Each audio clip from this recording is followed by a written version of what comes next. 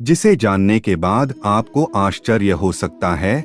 यहाँ 10 भगवत गीता श्लोकों का सार दिया गया है जिन्होंने मेरा जीवन बदल दिया।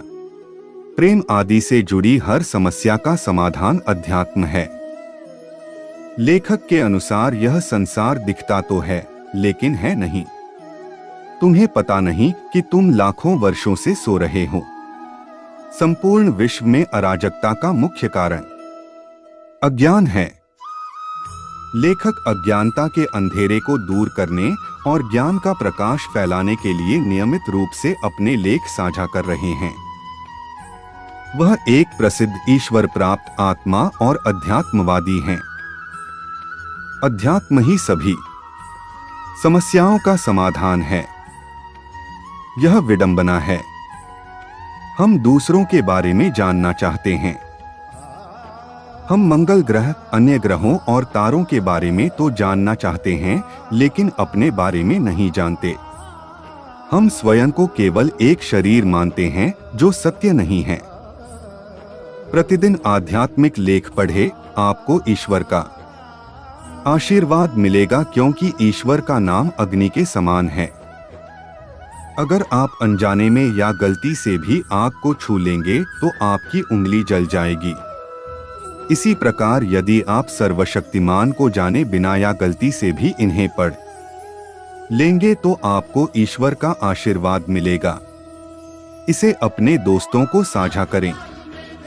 उनके पोस्ट इस खूबसूरत ब्रह्मांड के सभी लोगों की समग्र भलाई के साथ इस ग्रह पृथ्वी पर सकारात्मक बदलाव लाने के उद्देश्य से डिजाइन किए गए हैं।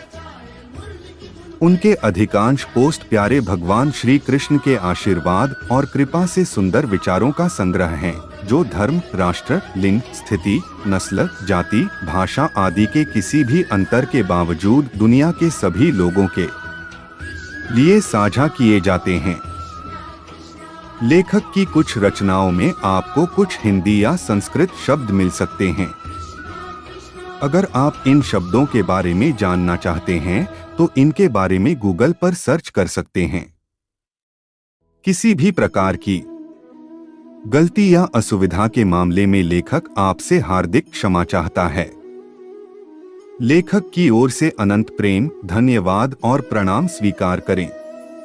अध्यात्म विद्या या दिव्य ज्ञान या आध्यात्मिकता ग्रह पृथ्वी पर उपलब्ध हर ज्ञान का राजा है।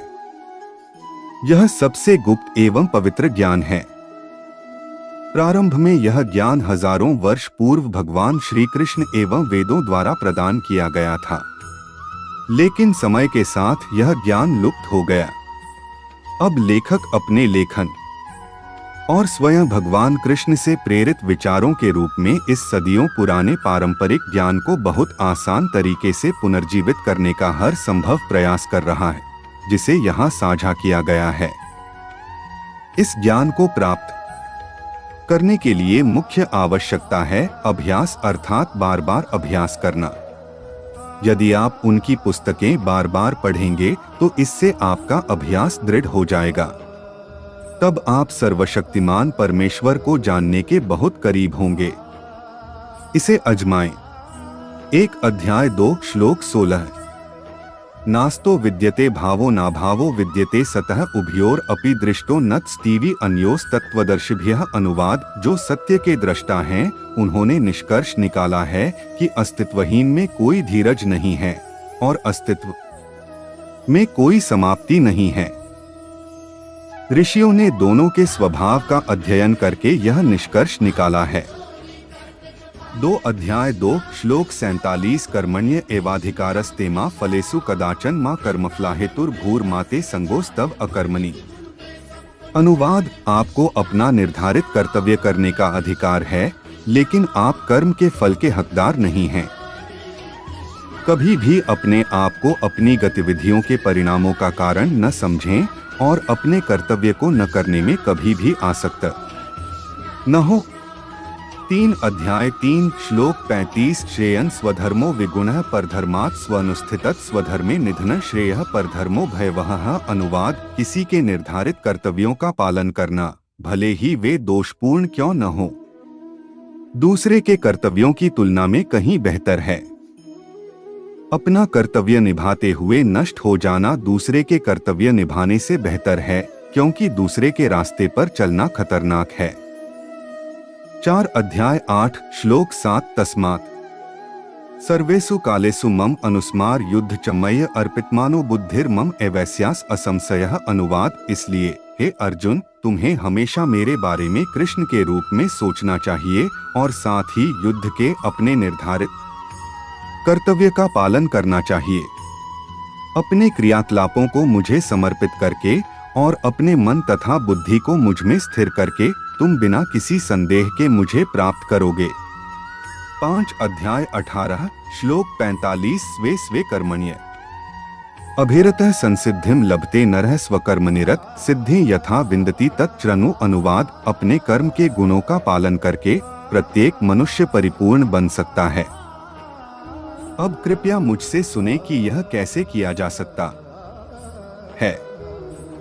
6 अध्याय 18 श्लोक 46 यतः प्रवृत्तिर्भूताना येन सर्वम इदं तत् स्वकर्मणा तम अभ्यार्च्य सिद्धिं विन्दति मानवः। अनुवाद, भगवान की पूजा करके जो सभी प्राणियों का स्रोत है और जो सर्वव्यापी है, मनुष्य अपने कर्तव्य के पालन में प्राप्त कर सकता है पूर्णता।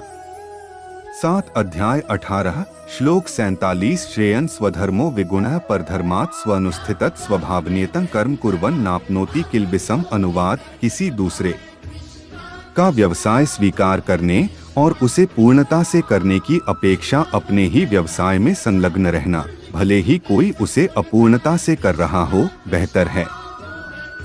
किसी की प्रकृति के अनुसार निर्धारित कर्तव्य कभी भी पापपूर्ण प्रतिक्रियाओं से प्रभावित नहीं होते हैं। 8 अध्याय 18 श्लोक 48 सहजाम कर्म कौन्तेय सदोषम अपि न त्यजेत सर्वारंभ ही दोषेना धूमेनाग्निर इव वृत्तः। अनुवाद, प्रत्येक प्रयास किसी न किसी प्रकार के दोष से ढका होता है, जैसे आग धुएं से ढकी होती है। इसलिए हे कुंती पुत्र, मनुष्य को अपने स्वभाव से उत्पन्न कार्य को नहीं छोड़ना चाहिए, भले ही वह कार्य दोष से भरा हो। 9 अध्याय 18 श्लोक 61 ईश्वरः सर्वभूतान् हृदय से अर्जुन तिष्ठति भ्रमायण सर्वभूतानि यंत्ररूधिनी मयाया। अनुवाद, हे अर्जुन, भगवान हर किसी के दिल में स्थित हैं और सभी जीवित प्राणियों के भटकने का निर्देशन कर रहे हैं, जो एक मशीन पर बैठे हुए हैं। भौतिक ऊर्जा का 10 अध्याय 18 श्लोक 68 य इदं परम गुह्यम मद्भक्ते सब अभिधास्यति भक्तिं मयि परम कृत्वा मम एवैष्यति असंशयः। अनुवाद, जो भक्तों को परम रहस्य समझाता है उसके लिए भक्ति सेवा की गारंटी है और अंत में वह मेरे पास वापस आएगा।